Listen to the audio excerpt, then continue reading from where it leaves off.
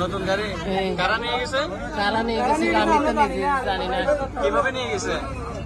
Haider party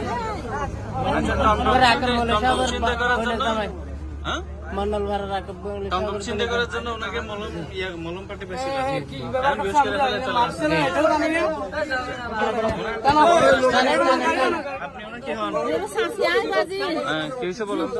গাড়ি লगिए तो बोले कि फायर बाजे नुआ गाड़ी लगी जाके गाड़ी तोड़े ना